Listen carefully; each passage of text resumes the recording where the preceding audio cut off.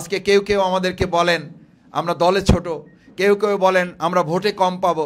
আমরা তাদেরকে একটা কথা পরিষ্কার বলি, এই দলে ছোট, এই ভোটে কম পাওয়া লোকগুলোই বিগত 15 বছরের সবচেয়ে আন্দোলনে ত্যাগ এবং কোরবানির ঐতিহাসিক নাজরানা পেশ করে ফ্যাসিস্টদের থেকে বাংলাদেশকে উদ্ধার করেছে। আমাদের নেতৃবৃন্দ ফাঁসির মঞ্চে হাসতে হাসতে গিয়েছেন, ফাঁসির মঞ্চের কাছে আত্মসমর্পণ না করে, দেশি বিদেশি কোনো প্রভুর কাছে আত্মসমর্পণ না করে এক আল্লাহর কাছে এবং দেশপ্রেমের কাছে তারা নিজেদের মাথা উঁচু করে রেখে এই দেশটাকে তারা উঁচু করে রেখে গিয়েছেন।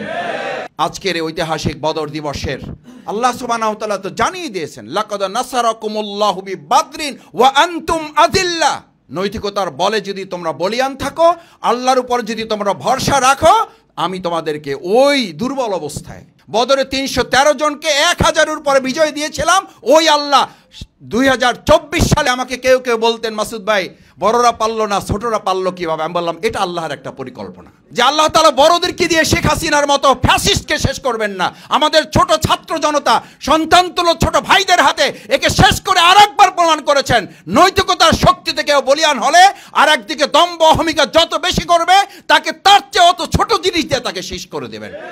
ভবিষ্যতেও যদি কেউ ফ্যাসিস্টদের স্বৈরাচারীর নীতি অবলম্বন করেন, মনে রাখতে হবে এর চেয়ে ছোট জিনিস দিয়ে তাদেরকে শেষ করার ক্ষমতা আল্লাহর আছে। পবিত্র মাহে রমাদান মূলত শুধু কোরআন নাজিলের মাস না, এটা কোরআন বিজয়েরও গুরুত্বপূর্ণ মাস। কিন্তু আমাদের জন্য দুর্ভাগ্য হচ্ছে কোনো কোনো ক্ষেত্রে কেউ কেউ কখনো কখনো আমরা এই রমাদানকে শুধুমাত্র কদরের মাস মনে করি, শুধুমাত্র কোরআন নাজিলের মাস মনে করি।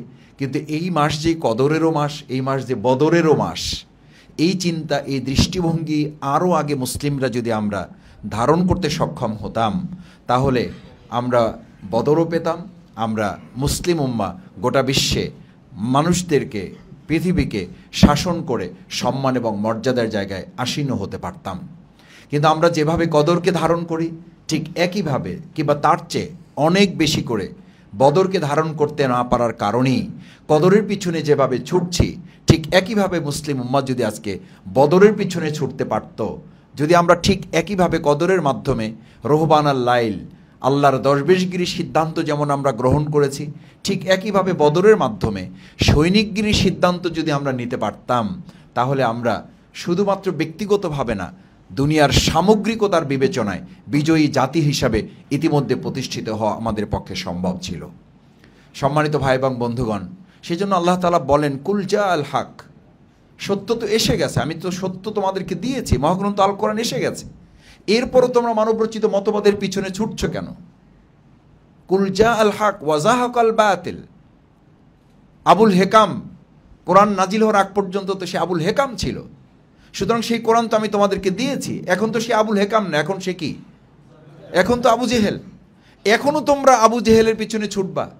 আচ্ছা, সেই জমানায় কোরআন নাজিল যদি আজকের জমানায় হতো, তাহলে আজকের জমানায় যারা মানুষের তৈরি করা মতবাদের পিছনে ছুটছেন, মানুষের তৈরি করা মত পথ চিন্তা দিয়ে অর্থনীতি, রাজনীতি, পররাষ্ট্রনীতি, সংস্কৃতি, তারপরে বাংলাদেশের অন্যান্য সেক্টরগুলোকে এখনও সংস্কারের কথা যারা ভাবছেন, আজকের যুগে কোরআন নাজিলের এই মানুষগুলোই আবুল হেকামের যত ধবজাদারি হোক, যত বেনামে নামে ঘোষণা করুক, বুদ্ধিজীবী হিসাবে নিজেদেরকে প্রমাণ করুক, কোরআন নাজিল হওয়ার পর কোরআনের বাইরের চিন্তা দিয়ে কোনো মত পথে কেউ যদি ধাবিত হয়, সে শফিকুল ইসলাম মাসুদ হলেও সে কি আবুল হেকাম না হয়ে আবু জেহেল হবে? আজকে আমি বাংলাদেশে যখন সংস্কারের এক বিরাট আয়োজন চলছে, এই ডান বাম সামনে পিছনে দেশে দেশের বাইরের সমস্ত বুদ্ধি দিয়েও প্রিয়নবী মুহাম্মদ রাসূলুল্লাহ সাল্লাল্লাহু আলাইহি ওয়াসাল্লামের মতো আর বুদ্ধিজীবী, মুহাম্মদ রাসূলুল্লাহ সাল্লাল্লাহু আলাইহি ওয়াসাল্লামের মতো আর এত বড় পররাষ্ট্রনীতিবিদ, মুহাম্মদ সাল্লাল্লাহু আলাইহি ওয়াসাল্লামের চেয়ে এর চেয়ে আর বড় ঐতিহাসিক, মুহাম্মদ সাল্লাল্লাহু আলাইহি ওয়াসাল্লামের মতো এর চেয়ে আরও বড় কোনো সৈনিক, মুহাম্মদ সাল্লাল্লাহু আলাইহি ওয়াসাল্লামের চেয়ে এর চেয়ে আরও বড় কোনো সাংস্কৃতিবিদ এই পৃথিবী থেকে জন্ম নেবে? কোনো সম্ভাবনা আছে? এটা তো আল্লাহ তাআলা শেষ করে দিয়েছেন। মা কানা মুহাম্মাদুন আবা আহাদিম মির রিজালিকুম ওয়ালাকিন রাসূলুল্লাহি ওয়া খাতামান নবিয়্যিন। এটা তো শেষ করে দিয়েছেন আল্লাহ তাআলা। তার অর্থ হলো এখন এটাই হচ্ছে আমাদের আদর্শ। সম্মানিত ভাই এবং বন্ধুগণ, আমি আপনাদের প্রথমে অনুরোধ করতে চাই, আসুন বাংলাদেশের বর্তমান সংস্কারের যে এই সুন্দর একটা প্রেক্ষাপট আমাদের ছাত্র জনতা জীবন বাজি রেখে তৈরি করে দিয়েছে। মহাগ্রন্থ আল কোরআনের নির্দেশনাকে সামনে রেখে সংস্কার না করে অন্য যে কোনো মত পথ দিয়ে সংস্কার করে প্রকৃত সংস্কার বাংলাদেশে আর কখনোই দেখা যাবে না। সেই জায়গাটা আমাদেরকে আজকে ধারণ করতে হবে। আমি দ্বিতীয় যে কথাটি আপনাদের সামনে বলতে চাই, আল্লাহ সুবহানাহু ওয়া তাআলা কোরআনে ঘোষণা করলেন, লাকাদ নাসারাকুমুল্লাহু বিবাদরিন ওয়া আনতুম আযিল্লাহ। আজকে কেউ কেউ আমাদেরকে বলেন আমরা দলে ছোট, কেউ কেউ বলেন আমরা ভোটে কম পাবো। আমরা তাদেরকে একটা কথা পরিষ্কার বলি, এই দলে ছোট, এই ভোটে কম পাওয়া লোকগুলোই বিগত 15 বছরের সবচেয়ে আন্দোলনে ত্যাগ এবং কোরবানির ঐতিহাসিক নাজরানা পেশ করে ফ্যাসিস্টদের থেকে বাংলাদেশকে উদ্ধার করেছে। আমাদের নেতৃবৃন্দ ফাঁসির মঞ্চে হাসতে হাসতে গিয়েছেন, ফাঁসির মঞ্চের কাছে আত্মসমর্পণ না করে, দেশি বিদেশি কোনো প্রভুর কাছে আত্মসমর্পণ না করে এক আল্লাহর কাছে এবং দেশপ্রেমের কাছে তারা নিজেদের মাথা উঁচু করে রেখে এই দেশটাকে তারা উঁচু করে রেখে গিয়েছেন। আমাদেরকে কেউ ভোটের ভয় দেখাবেন না। আমাদেরকে দল হিসাবে আমাদেরকে কেউ কটাক্ষ করলে এই জাতির কাঠগড়ায় তাদেরকে দাঁড়াতে হবে।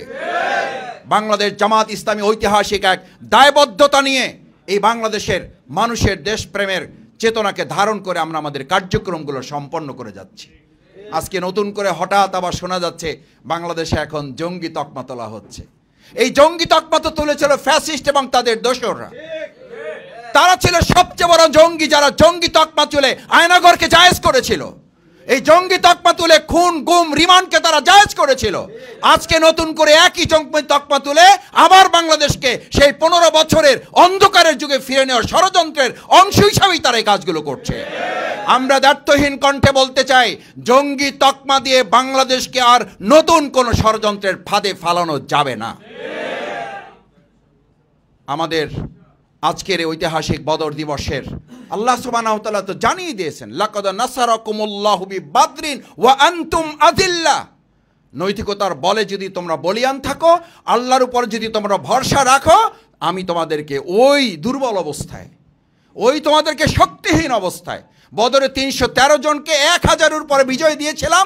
ওই আল্লাহ 2024 সালের সমস্ত মেকানিজমে গোটা পৃথিবীকে ধারণ করে যারা মনে করেছিল 41 সাল না তারা যতদিন বেঁচে থাকবে, এটা তারা অহংকার করে বলেছিল না, বলে নাই।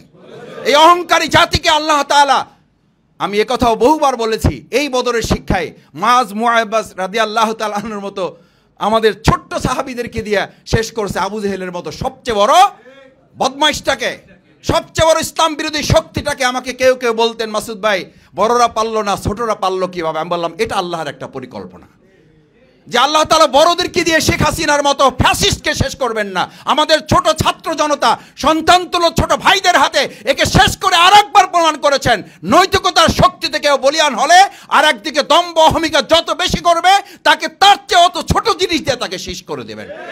ভবিষ্যতেও যদি কেউ ফ্যাসিস্টদের স্বৈরাচারীর নীতি অবলম্বন করেন, মনে রাখতে হবে এর চেয়ে ছোট জিনিস দিয়ে তাদেরকে শেষ করার ক্ষমতা আল্লাহর আছে। আল্লাহ তো মানুষে ব্যবহার করে নেই, পুরো একটা মশাও তো ব্যবহার করে নেই, পুরো একটা মশাও তো ব্যবহার করে নেই। কি মশা ব্যবহার করেছে? সেই ল্যাংরা মশা। আর সেই ল্যাংরা মশার মালিক আছে না নাই? আসুন ভাই এবং বন্ধুগণ, সেই ল্যাংরা মশার মালিক যিনি, তার কাছে যদি ঐতিহাসিক বদরে আমরা নিজেদেরকে সুপর্দ করতে পারি, এই বাংলাদেশ নৈতিকতার বলে মানবিকতার বলে বলিয়ান হবে বাংলাদেশ জামাত ইসলামী। ঐতিহাসিক বদর দিবসকে সামনে রেখে সেরকম একটা মানবিক বাংলাদেশ আমরা গঠন করতে চাই। সেই মানবিক বাংলাদেশ বিনির্মাণে ঐতিহাসিক এই বদর থেকে জাতীয় ঐক্য বিনির্মাণেরও শিক্ষা মহান আল্লাহ তাআলা আমাদের সামনে উপস্থাপন করেছেন। রাসূল করিম সাল্লাল্লাহু আলাইহি ওয়াসাল্লাম, আনসার এবং মুহাজিরদের এক দীর্ঘ বিরোধ সামনে ছিল, বিবাদ তাদের মধ্যে সামনে ছিল। আনসার এবং মুহাজিরদের কথা বলে একে অপরকে তারা লাগিয়ে দিত কাফির মুশরিকরা।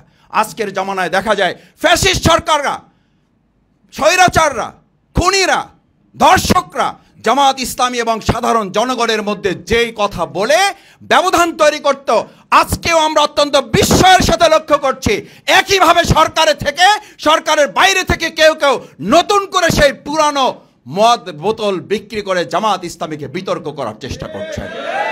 জামাত ইসলামীকে আর নতুন করে সেই পুরনো ট্রাম্প কার্ড দিয়ে আমাদেরকে আটকানো যাবে না, কারণ সেই চেষ্টা শেখ হাসিনা শেষ দিন পড়েছিল, যেই 1 আগস্ট সে সিদ্ধান্ত নিয়েছিল জামাত ইসলামী ছাত্র শিবিরকে নিষিদ্ধ করে, তার 3 থেকে 4 দিনের মাথায় তাকে পতন করতে হয়েছে।